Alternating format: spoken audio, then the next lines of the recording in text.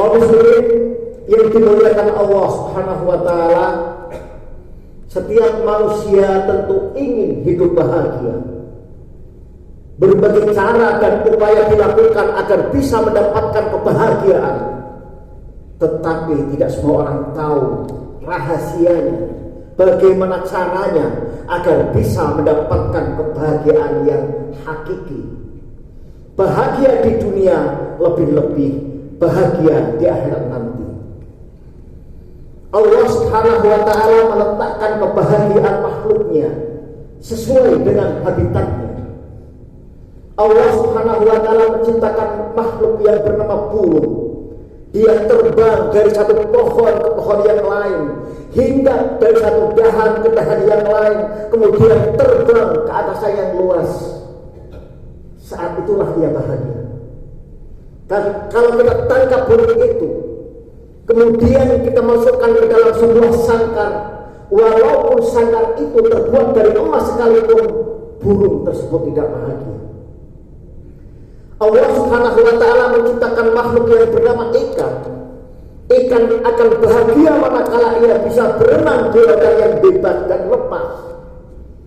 Kalau kita tangkap ikan itu, kemudian kita masukkan ke dalam sebuah akuarium, walaupun mahal harganya, ikan tersebut tidak bahagia.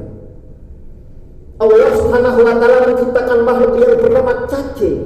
Habitat cacing di tempat yang kotor dan kumuh seperti lumpur. Kalau kita angkat cacing itu, kemudian kita taruh di sebuah etalase, walaupun etalase itu indah, menurut logika kita dia akan bahagia, tapi ternyata dia malah justru akan kepanasan, menggelepar, kemudian mati. Jamaah bidang Tuhan yang dimuliakan Allah, demikian halnya kita sebagai manusia.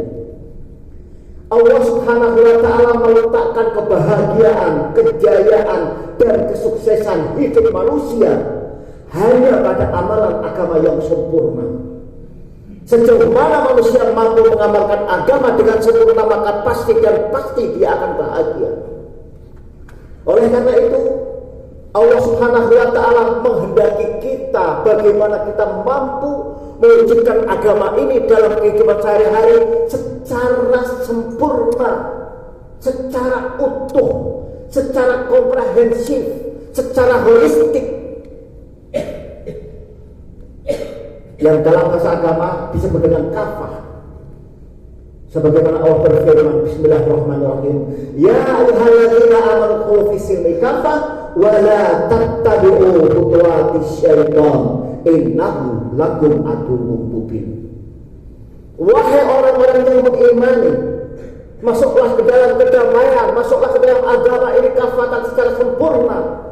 Wa la tattabi'u khutuwatis syaitan, dan jangan sekali-kali engkau mengikuti jalan-jalan setan. Innahu lakum aduwwun mubin, karena sesungguhnya setan itu musuh nyata bagi kalian.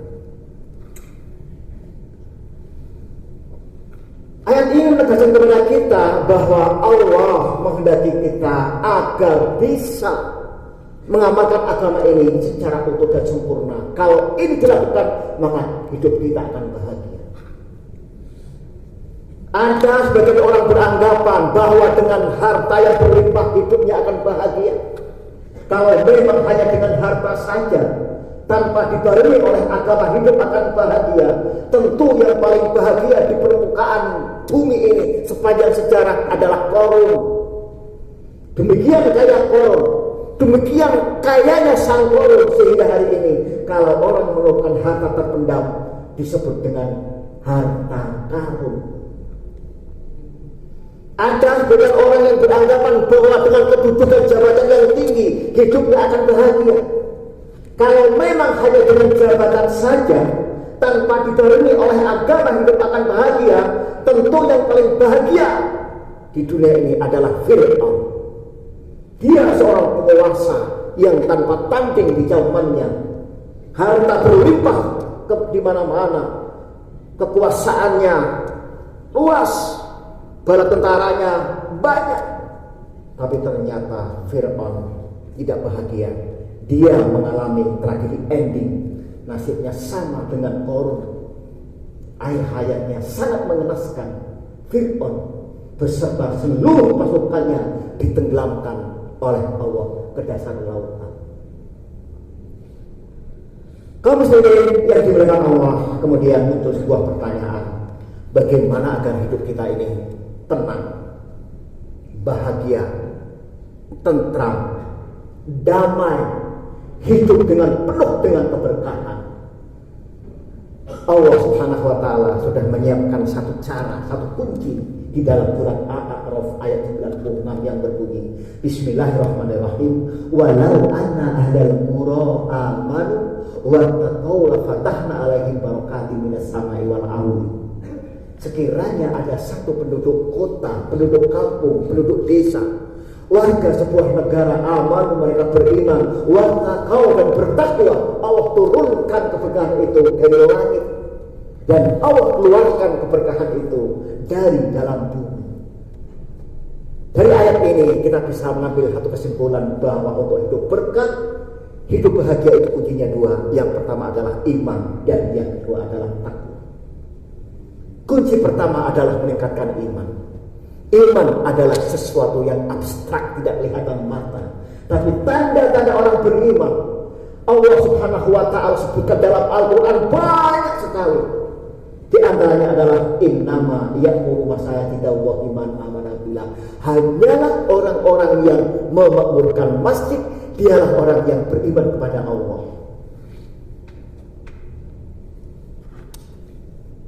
Orang yang memakmurkan masjid tandanya orang beriman. Dan kalau dia orang beriman, maka hidupnya akan diberi keberkahan oleh Allah. Kita balik. Kalau kita ingin hidup berkah, syaratnya adalah harus beriman.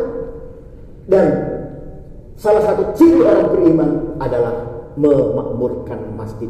Jadi kata kuncinya adalah memakmurkan masjid. Sebuah negara yang warganya mau memakmurkan masjid alias mau menghidupkan rumah Allah, beribadah kepada Allah, maka hidupnya akan bahagia. Sebagai contoh misalnya sebuah warga kota yang mau memakmurkan masjid, yaitu di kota Madinah dan Mekah.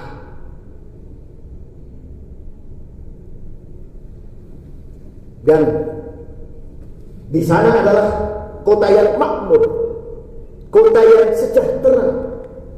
Dan ternyata setelah diselidiki, ketika azan berkumandang, maka orang-orang yang ada di kedua kota tersebut, mereka tinggalkan pekerjaannya, mereka tinggalkan perdagangannya, berbondong-bondong ke masjid untuk datang ke masjid salat berjamaah. Kaum muslimin yang dimuliakan Allah, kemudian yang kedua adalah mempertahankan takwa. Takwa adalah menjalankan perintah Allah dan menjauhi larangannya. Orang bertakwa pasti akan bahagia. Walaupun ada secara ekonomi kurang sejahtera, tapi dia akan diberikan kebahagiaan oleh Allah. Sebagai contoh misalnya sebuah negara yang menurut catatan PBB di dalam buku UNESCO disebutkan negara yang termasuk di bawah garis kemiskinan adalah negara Bangladesh. Ada sebuah penelitian yang dilakukan oleh The London School of Economics pada tahun 2006 bahwa warga Bangladesh adalah warga negara yang paling bahagia pada saat itu. Dan setelah diselidiki, salah satu yang ditulis oleh seorang ustadz bernama Abdurrahman Lubis, kemudian beliau langsung survei ke Bangladesh, dan ternyata di sana 2/3 warga Bangladesh sudah mau mengamalkan agama.